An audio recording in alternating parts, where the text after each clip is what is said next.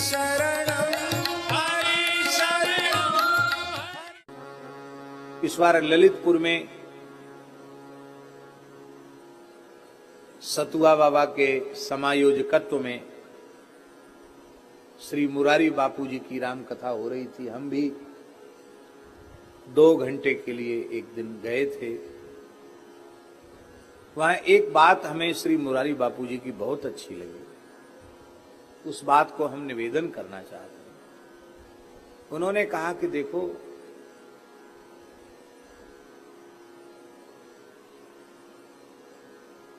राम जी ने अपना संपूर्ण पावर, अपनी संपूर्ण शक्ति हनुमान जी को दे दी और हनुमान जी को ही नियुक्त कर दिया कि अब सब काम आपको ही करना है।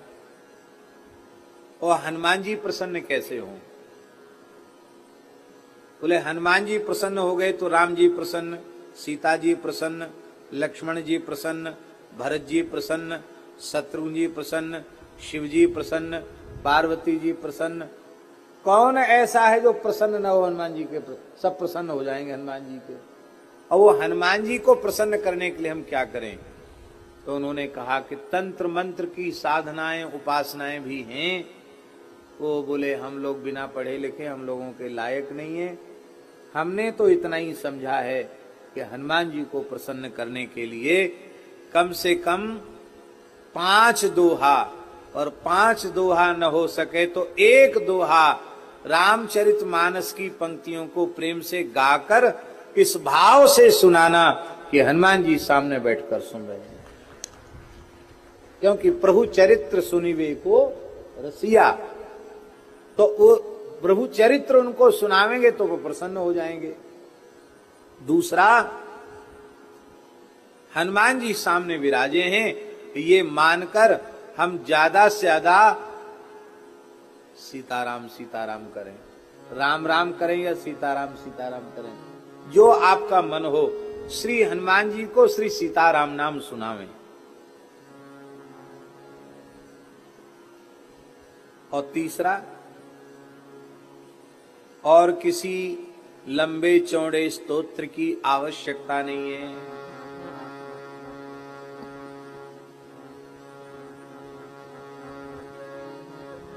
बोले हनुमान जी की स्तुति सबसे बढ़िया तुलसीदास जी कृत स्तुति,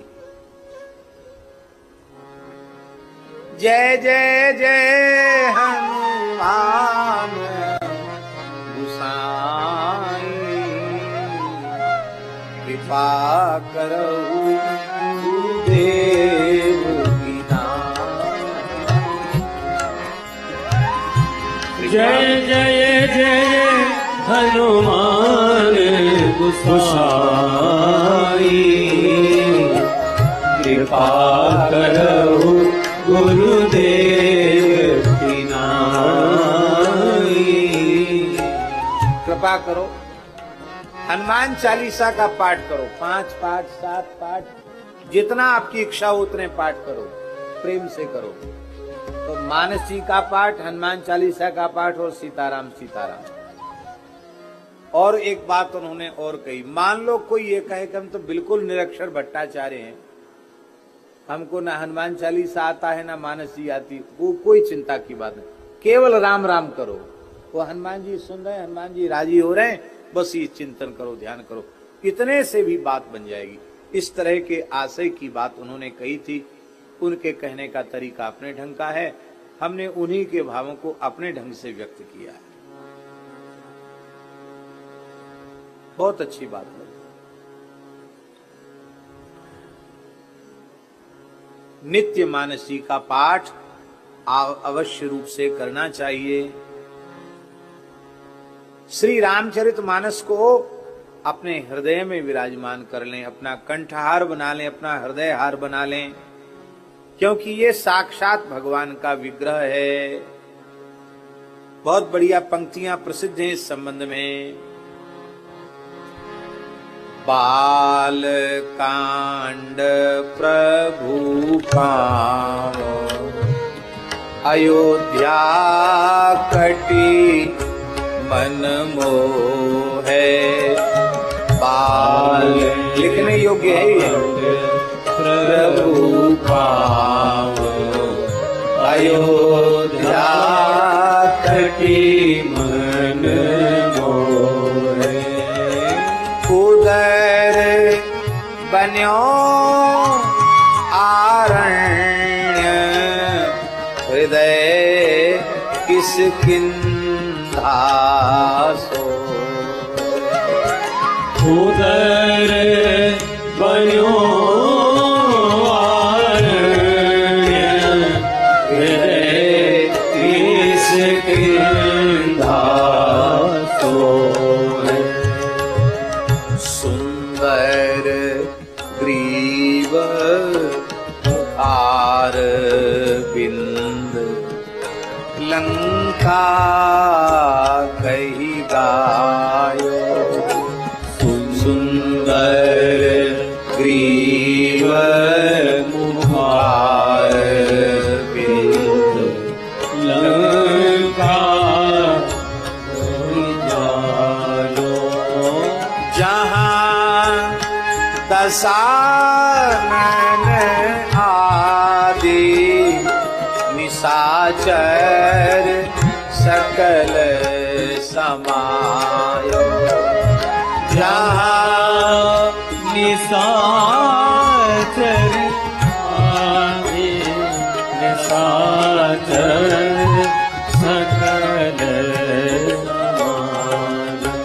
हाँ जहाँ दशानन आदि निशाचर सकल समायो। दशानन आदि निशाचर सकल समायो। मस्तक उत्तर कांड शुचि यही विधि तुलसी दास भन। मस्तक उत्तर कांड शुचि यही विधि तुलसी दास भन। आदि अंत लौधे किए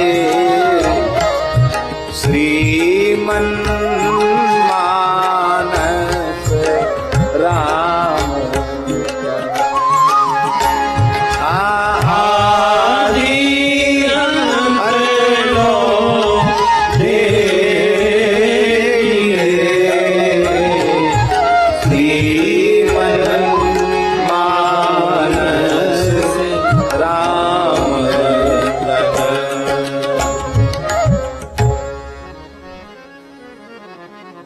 ऐसी भागवत जी का भी वर्णन है।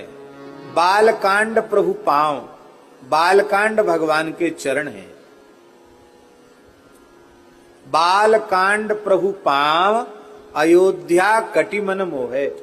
अयोध्या कांड भगवान श्री राम का कटि प्रदेश है। उदर बन्यो आरण्य, अरण्य कांड भगवान श्री राम का उदर है। और किष्किंधा कांड भगवान श्री राम का हृदय है। सुंदर कांड भगवान की सुंदर ग्रीवा है, कंठ है। और लंका कांड भगवान का मुखारविंद है। आप लोग कहेंगे लंका कांड में तो युद्ध ही युद्ध है, वो मुखारविंद क्यों है? बोले मुखारविंद का दर्शन करके अनंत निशाचरों का भी उद्धार हो गया और रावण का भी उद्धार हो गया।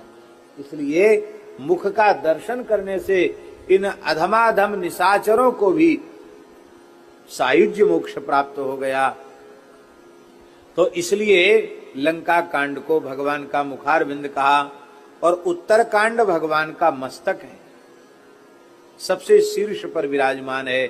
इस प्रकार से बालकांड से लेके उत्तरकांड साक्षात श्रीमन मानस राम तनु है।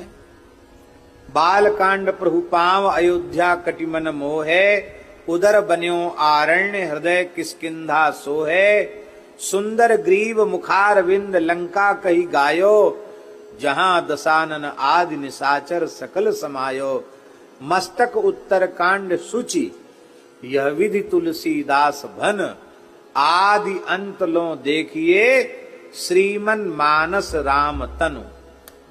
राम जी का विग्रह है। धन गुरु जिन हरि नाम सुनायो, मदन गोपाल